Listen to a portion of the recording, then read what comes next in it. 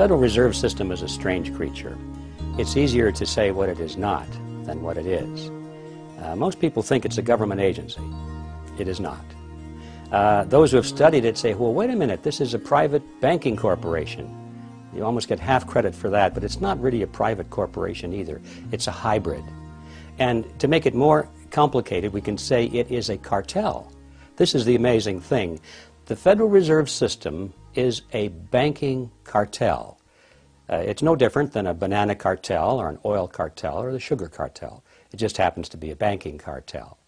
It's a group of very large and powerful private banking interests who have gotten together in a cartel arrangement, and they brought the federal government into it as a partner in order to use the force of law to enforce the cartel agreement.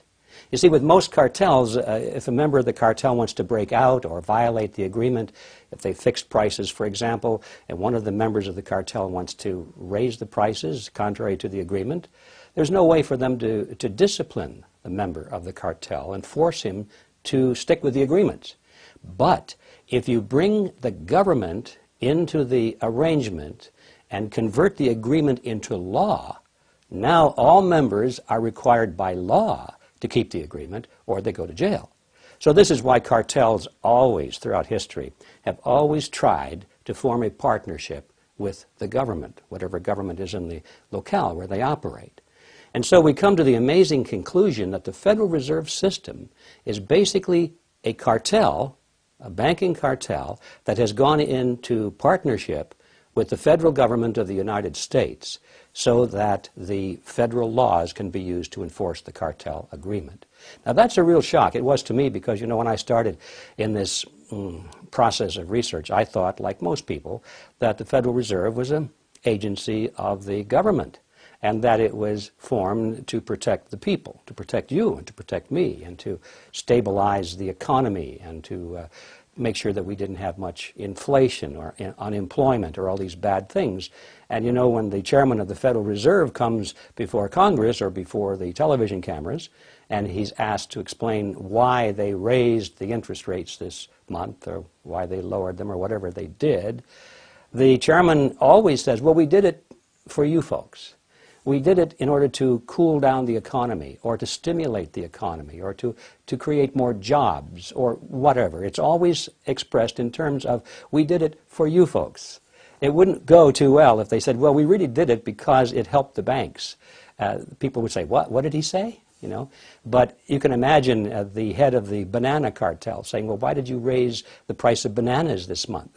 Well, we did it for you folks to make sure that that there would be enough stimulus in the economy that we would always have bananas, you see. Anyway, back to the question. What is the Federal Reserve System? It is a cartel, and it's a hybrid organization. There are very few like it in existence. It seems to have some of the characteristics of a government agency because the government is involved, and it seems to have some characteristics of a private corporation because it's actually owned by private banks. But it's neither of the two. It's a hybrid. And when it comes to ownership, for example, the member banks actually own the Federal Reserve System, but those certificates of ownership do not carry the usual prerogatives of ownership. For example, the banks can't sell the shares. If you can't sell something, you don't really own it. And they can't even vote for their board of directors, you see. So what's this ownership business? It's merely a kind of a facade. It's a name. It's a word they give to it. Well, it's owned by the banks, but in reality, it is really a hybrid. It's a cartel that operates under the protection of the federal government, and the government has given it a monopoly, a virtual monopoly, to create the nation's money supply. Now, I have no doubt that the members of the Federal Reserve System, the banking cartel, want to see the economy as strong as possible. They don't want to kill the goose that laid the golden egg. But you can be sure that when there is a conflict between the advantage of the cartel or the purposes of the nation at large, there has to be no choice. They always go for the purpose of the cartel because that is who they are. That is who employs them. That's where their money comes from. That's the reason for being. Now, the purpose of the Federal Reserve System really is to protect the large member banks from competition and to preserve their profit margins. And as we've seen in late, when some of the banks get into trouble, the purpose of the Federal Reserve System comes to the fore, which is to pass on the losses of the banks to the taxpayers. They do this through Congress, generally. Remember, Congress is a partner with the Federal Reserve System. And they go to Congress and they say, well, the banks are in trouble. Now, we don't want the banks to fold because that would be bad for the economy, right?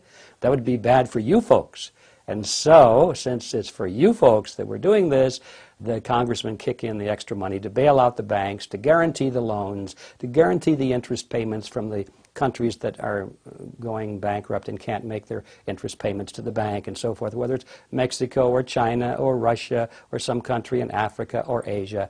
They cannot pay, so they come to Congress. Congress says, we'll pay for them. And it seems like it's a humanitarian thing, when in reality, all they're doing is transferring tax dollars from you and from me to these countries so they can continue to make interest payments to the banks, so the banks don't have to write off these loans as bad loans. So that's another purpose of the Federal Reserve System, is to pass off the losses of the cartel members to the taxpayers. And most people don't realize that, but when you see how it has operated over the years, it's very clear. The purpose of the Federal Reserve System is to promote the best interests of the banking members of the cartel. So what we have here is a banking cartel which has gone into partnership with the federal government, and they've used this cozy relationship so that the government has given the banks the power to create the nation's money supply.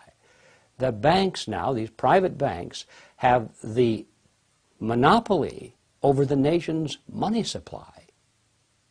And that's not too shabby a deal.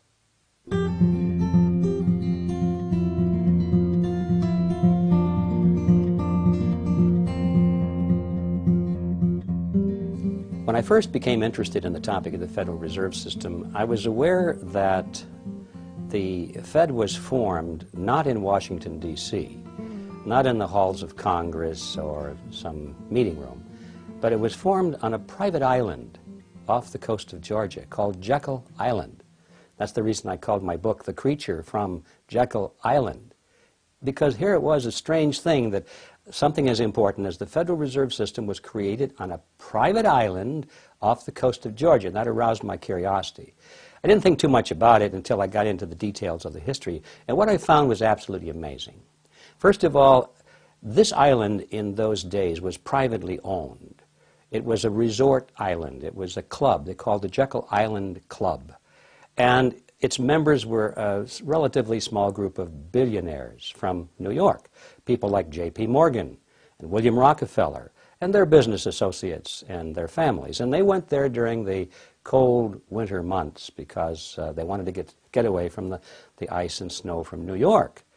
And so Jekyll Island in those days was a private resort, and they had a beautiful clubhouse there. In fact, it's still standing for anybody who wants to go there and visit it. The island has been preserved in many of these cottages, which they called them in those days, which were the summer resort homes of the very wealthy, are still there, and you can visit them, and it's quite an example of the elegance and opulence of the turn of the century. But the key feature is the clubhouse. And the clubhouse is where this meeting took place. And I thought, isn't that strange? And I got into it and I discovered that not only did they go to this island for the meeting, but they went under conditions of great secrecy. I can assure you that very few wars of history have ever been plotted under conditions of greater secrecy than that. For example, when they went to the island, they all traveled aboard the private railroad car of Senator Nelson Aldrich. He sent his railroad car to the New Jersey Railroad Station. This was November of 1910. And he and 6 other men, who I'll describe in a moment, arrived under conditions that they were told they mustn't be seen together. They couldn't come together. They couldn't dine together on that evening. And they must avoid newspaper reporters at all costs, because in those days, newspaper reporters used to hang out at the New Jersey Railroad Station because it was a way to catch photographs or interviews of famous people coming in and out of New York. and they were told to avoid newspaper reporters. One of them carried a shotgun in a big black case. Just in case he had been confronted by a reporter, he was prepared to tell them that he was going on a duck hunting trip. And the funny thing about that is that we learned later from his children and his biographers that this man never owned a gun. He had borrowed that shotgun just as a decoy and as part of the deception. When they got on board this railroad car, they were told, even in the privacy of this car, not to address each other by last names, first names only. And two of them even went further and refused to address each other by first names. They adopted code names. And I thought, well, that seems strange, even in the privacy of Senator Aldrich's car. Well, it turned out that one of the men wrote about it in later years, and he said the reason for that is that they were concerned that the identities of all of these 7 men might be known to the servants on board the car, and that the servants might talk about it. And in that fashion, the word would get out, and then, of course, the purpose of the meeting would have been defeated in their opinions. And so this is the kind of secrecy that surrounded that. Even when they got to the island, and then they got off the train and took the ferry across the inland straits there and went to the clubhouse, they had replaced all of the normal servants with new servants who didn't know any of these people. This is the kind of precautions that went on. And they created the Federal Reserve under those kinds of conditions of secrecy. And then when they came back to New York and disappeared back into the environs of Wall Street, for quite a while thereafter, these men denied that such a meeting ever took place. They said, oh no, that's just pure rumor. That's nonsense. Later it began to leak out, and they said, yes, we went to the meeting, but we just went to do some hunting and play some poker and drink some good whiskey, that kind of thing, you know.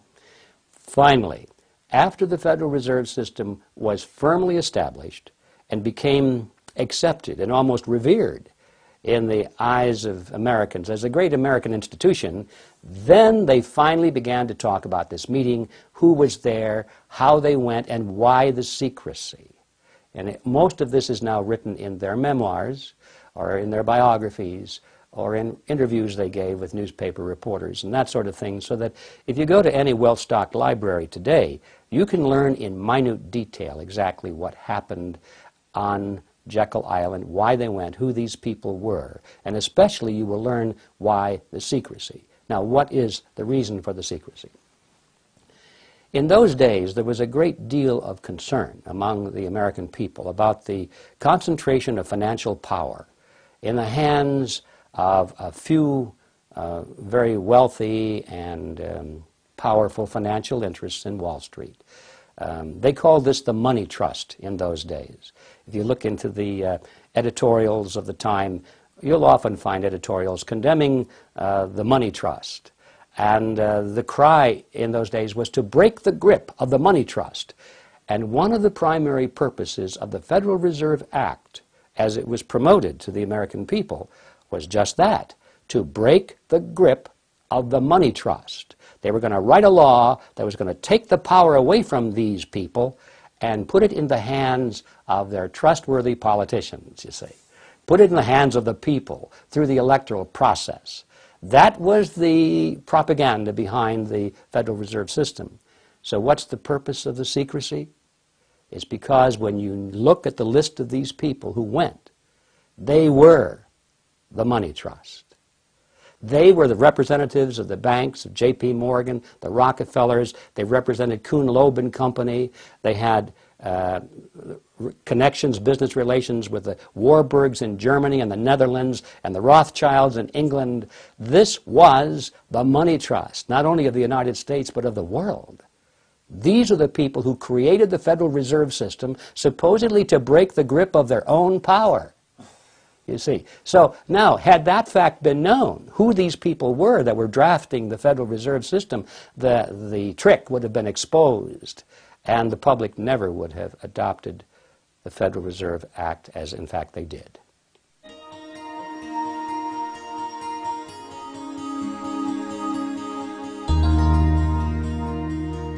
Money is created through a process that I call the Mandrake mechanism. Now that goes back to the 1940s when there was a popular comic book character by the name of Mandrake the Magician. He was quite a guy. He had this big black cape, and he could wave it around and things would disappear, and then he'd wave it again and they would reappear. He was quite a magician. And I got to thinking about how money comes into being and how it's extinguished in the United States and much of the rest of the world, for that matter. I thought, aha, that's the Mandrake mechanism. It's magic is what it is. And it really is. It's accounting magic. Here's how it works. Now, I'm going to make this very simple, but technically it's totally accurate. It starts with Congress. Remember, a moment ago I said that the Federal Reserve System was a partnership between a cartel and the federal government. Well, if there's a partnership, there's a reason for the partners, both of them, to be in it, or they wouldn't be. So the question is, why is the banking fraternity in this partnership, and why are the politicians in it? And that is answered by understanding how money comes into being. So it starts with Congress, or the government side of the partnership. Congress needs more money. They always need more money. They like to spend money. That gets them elected. They don't like to raise taxes because that gets them unelected. So congressmen and senators are always balancing this choice between how do we give more benefits, how do we buy more votes with the taxpayers' money without raising their taxes. And it's a perennial problem. And the politicians get pretty good at this mechanism. The answer, of course, is that they borrow it. If you're not going to tax it from somebody, you can borrow it from somebody else. That sounds well and good, and that's why we have government bonds and treasury notes and bills and so forth, and we have what's called the national debt, because they borrowed money to pay for current expenses that they don't want to pay for through taxes, because that would be unpopular. Well, fine as far as it goes, but when you borrow money, eventually you have to pay it back. See? So 30 days after they borrowed $1 billion, or 60 days, whatever the term of the loan is, or a year, they have to pay that money back. Well, lo and behold, it turns out that the congressmen and the senators are still not taking in as much money in taxes as they are spending in benefits, so they don't have the money to repay the loan. So what do? Easy. Borrow some more. Borrow enough to pay back the original loan, plus a little bit more to keep them in office, keep them with the image of the big spenders. So this process goes on and on and on, and that's why we have the national debt growing and growing and growing. So far, so good.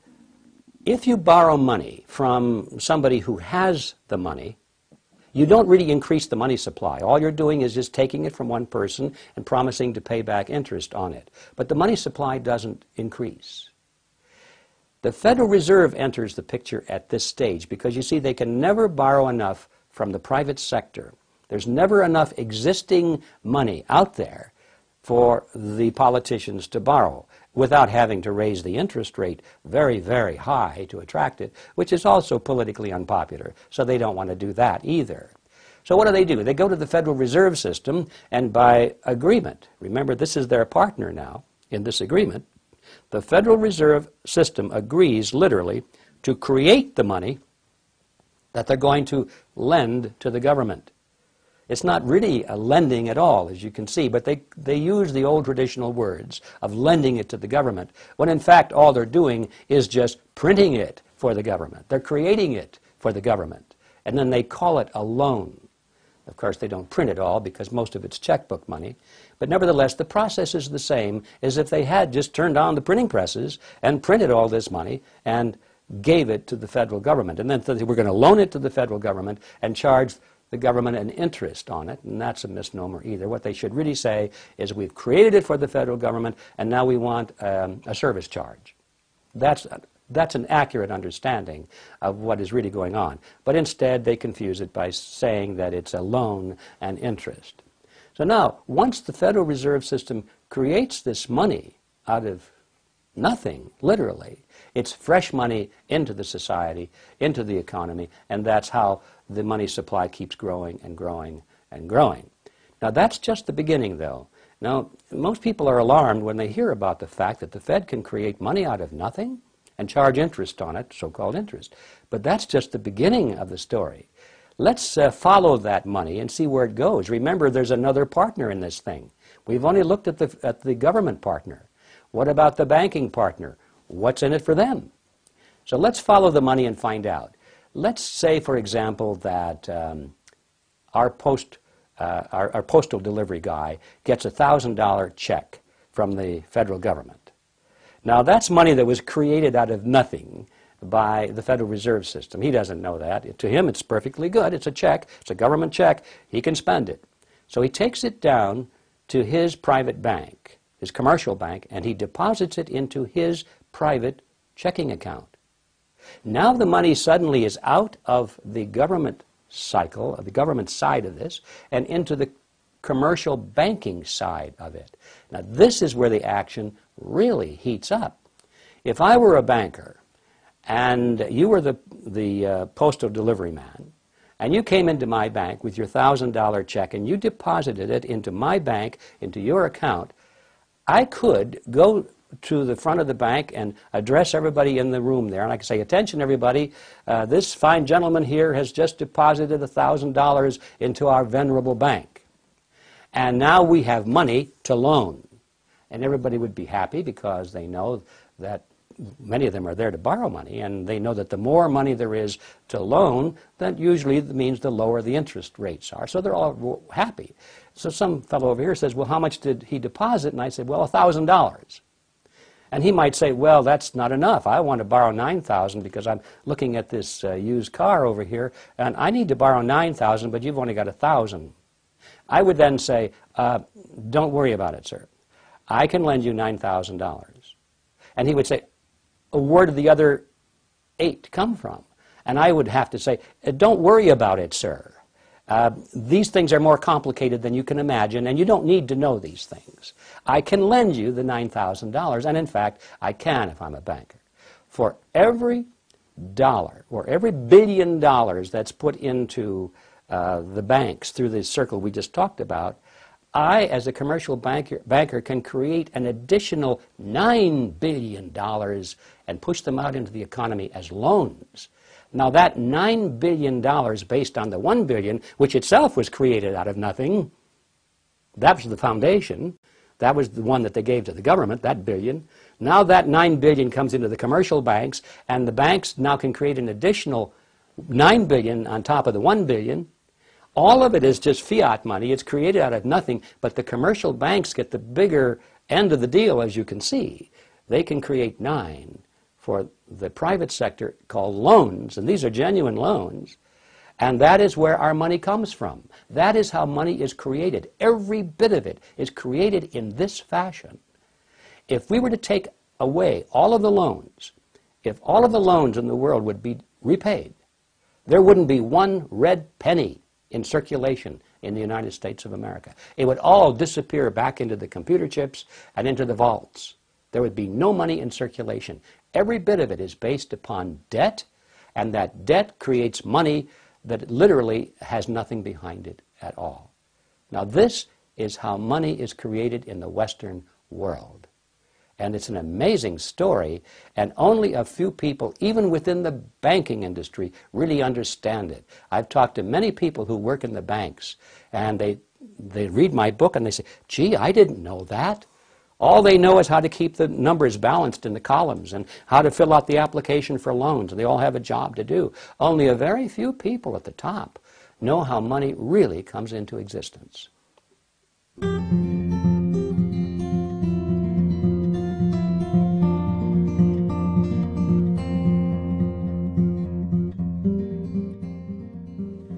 The creation of money out of nothing has had a devastating impact on the purchasing power of the American dollar.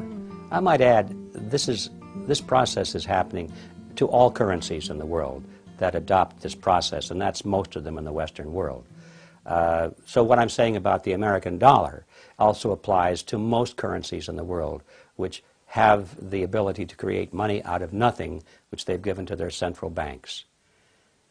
When you give men the power to create money out of nothing, you shouldn't be surprised if they turn around and create money out of nothing, because that's what they're supposed to do.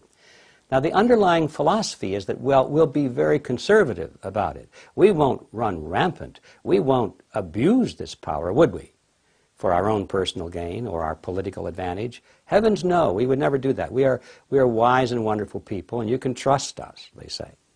So we give them blindly this power to create money out of nothing because we trust them to use this power wisely. Nowhere in history has this ever been a justified trust. Every time man has had that power, and this started back in antiquity, those with the power have abused it, and they have created more and more and more money at a rate much faster than the expansion of goods and services which are being produced by the productive side of the economy. Now, if the goods and services were growing at a rate which is exactly the same as the money supply, then the purchasing power of the monetary unit would remain constant. And in fact, it has happened that way wherever men have not had the power to create money out of nothing. For example, when money was based on monetary units like gold or silver, it's interesting, I think, to know that in ancient Rome, if you had a 1-ounce gold coin, that would be the cost of a nice toga, a handcrafted belt, and a pair of sandals. Today, thousands of years later, if you have a 1-ounce gold coin with no numismatic or collector's value to it, just a cougaran or a bullion coin of some kind, and you convert that into Federal Reserve notes, you can walk into a store and buy a nice suit, a handcrafted belt, and a pair of shoes. The real price of those items, and all items for that matter, throughout history, does not change when measured in terms of something of intrinsic value, such as gold or silver, because those things take human effort to produce as well as the belt, the toga, and the sandals. Both of them take human effort to produce, and that's why they maintain value with each other. But once you break that away, and you give men the power to expand the money supply without that discipline, they're going to expand the money supply faster than the increase in goods and services. And then you're going to have this difference in purchasing power. We call it inflation. And inflation, I think, is a bad word because really we think of inflation as rising prices. But in reality, what's happening, prices are not going up. It's that the value of the dollar or the monetary unit is going down. That's what's really happening if we understand the process. And it's a tax, therefore. Our lost purchasing power, what we have to pay more for a bag of groceries today than we did 5 years ago, comes out of our pocket, comes out of our earning capacity. That is value which we should have, but it's been taken from us through a process that we call inflation, but in reality it's a hidden tax.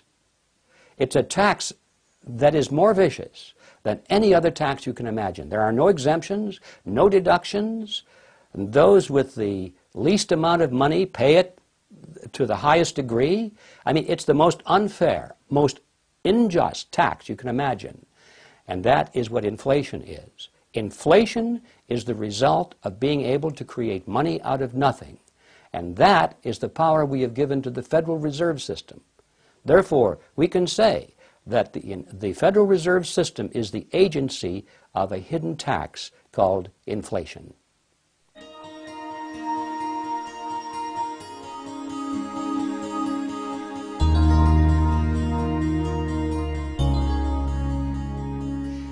I feel that our paper currency must eventually be backed by gold or silver if we are to have an economy that will protect the purchasing power of the common man.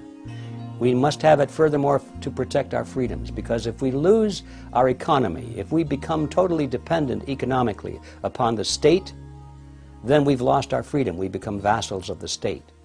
And all of this can be traced back to the fact that our monetary unit is completely valueless, or let's say it is valued only at the whim of our leaders. And that is a very precarious position to be in. I don't think anybody, if they thought it through, would ever say, that's the system I want, and yet that's the system we have.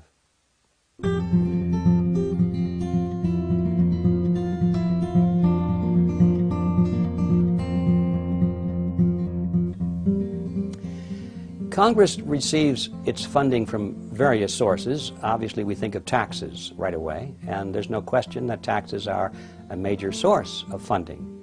However, we know that Congress does not need income taxes at all, or any other kind of taxes for that matter, to fund its operation, as long as it has the ability to collect this hidden tax called inflation. If it were to stop all taxes whatsoever, it could still continue to spend exactly as it is doing, simply by inflating the currency a little more than it has been in the past. Isn't that an amazing thing? Congress does not need taxes, and yet they talk constantly about taxes. They want us to focus on the taxes, because this we can measure. We fill out the form at the end of each year, but the GEO is a 30% or a 40 or a 50% bite. And we can see the tax bill on our sales receipt, what we paid to the state, and we can look at those numbers and we complain about them. But the bigger menace is this hidden tax called inflation. We never see those numbers, except that somehow at the end of the year we worked like dogs and we got a little bit of a raise, but our standard of living went down. And that's the tax I'm talking about. This is where Congress gets a great deal of its money, if not most of it, and where I think it plans to get most of it in the future.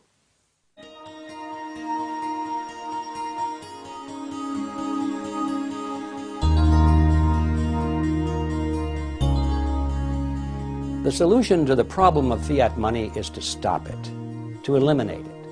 We must get rid of it. We must phase out the Federal Reserve notes, the Federal Reserve system, and I'm talking now about the United States. All countries in the world face this same problem. We must phase out fiat money. We can't just tolerate it. We can't just say, well, if it's only 3% or 4%, we could live with that. But people don't stay at 3 or 4%. Historically, political leaders and bankers never stay at 3 or 4% if they can go to 4.5%. And they won't stay at 4.5% if they can go to 5%, and so forth. So we must get rid of the fiat money system. How do you do that? Well, the first step, of course, the big step, the biggest imaginable step, is for people to realize that they even have one. I mean, how many people walking up and down the streets that go into the polls each year and elect their leaders, how many people know that we have a fiat money system? How are we going to change that unless we have an understanding, an educational foundation at the electoral level? So this is where we have to start. And then having done that, assuming we have created an understanding of the problems, and assuming we have created some kind of a political will on the part of the people to bring about reform, then how do you do it? Well, you can't do it all at once. It has to be eased out. We didn't get it all at once. It came to us in little steps over 50, 60, 70 years. That, in my opinion, is how we have to ease out of it. Because if you were to cut the system right now, just completely cut the tree down, we'd have the biggest economic collapse the world has ever seen. So they've got us somewhat. You see, you can't. We're kind of like the drug addict that is so deeply involved that a cold turkey would probably result in death. So I'm sorry to have to say that, but I think that's a realistic appraisal. We must ease out of this system we're in, and we have to start as soon as possible. We have to anticipate that it's going to take probably 30 or 40 years to make it happen.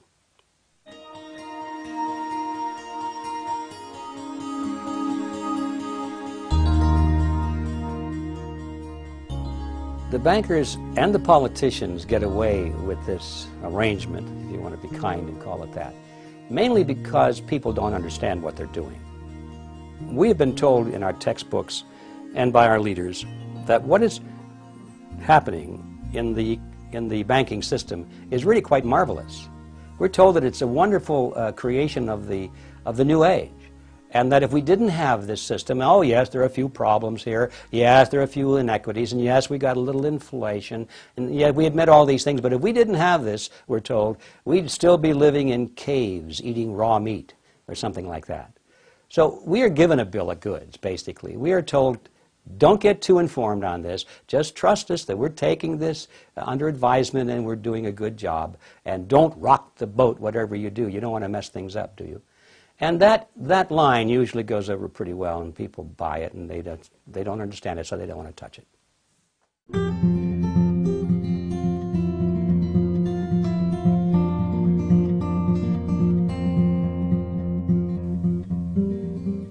It's easy to see where we're headed. You don't have to be a rocket scientist. If you follow a graph, and you can see that there are points on this graph and they're going constantly in one direction, and they've been doing this for 50 years, you don't have to be a rocket scientist to see where it's headed. Where this graph is headed is for total destruction of our monetary system.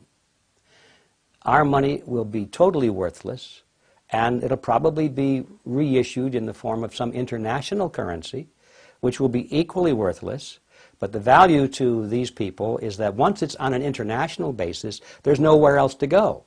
Right now, if you don't like American dollars, you can buy Japanese yen. If you don't like that, you can buy Swiss francs. If you don't like that, you can move to whatever currency seems to be having a little better track record. Once there's an international monetary system in place, modeled completely and exactly after the Federal Reserve System, it's exactly the same, then there's no place else to go, folks. You've had it. So that's where it's headed, and if we don't turn this thing around, I think we're going to be living in kind of a modern serfdom. And we'll be serving masters, and they won't be living in the big castles that we can see at least, and say, well, that's where the master lives up there, and we're tilling his field. Our masters will be the bankers and the politicians, and they'll live in big houses, but they won't be castles. But we'll be serving masters nevertheless, and we'll be thinking they're wonderful people without realizing that they are our masters. I think we're headed to modern serfdom if we don't turn this around.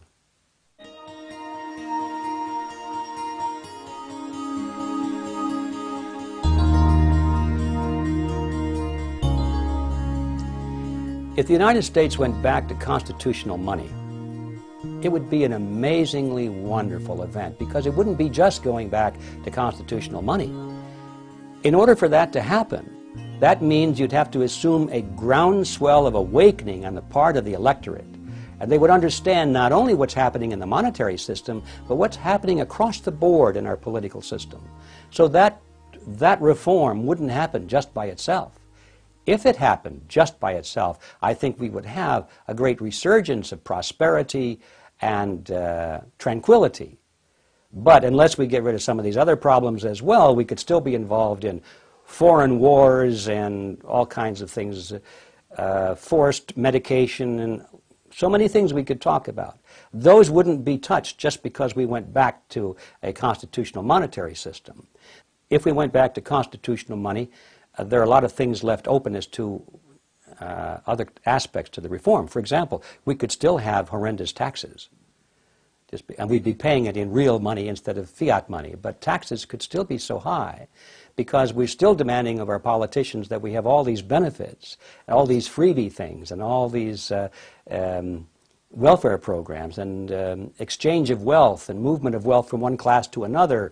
We could still be demanding those things if we're not wise. And so even though we had constitutional money, we would still have tremendous problems in society. So I look at it from a point of view that everything has to happen at once before it to be meaningful, and it has to happen at once before it'll happen at all. But if we did go back to a constitutional monetary system, that means that the electorate would have to be questioning a lot of other things in our society as well. And I think we would see an improvement across the board, and I look forward to that day.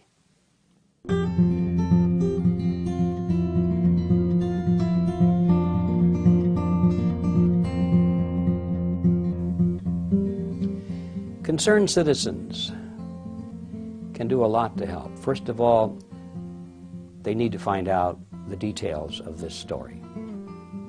Then they need to speak up about it and not be intimidated.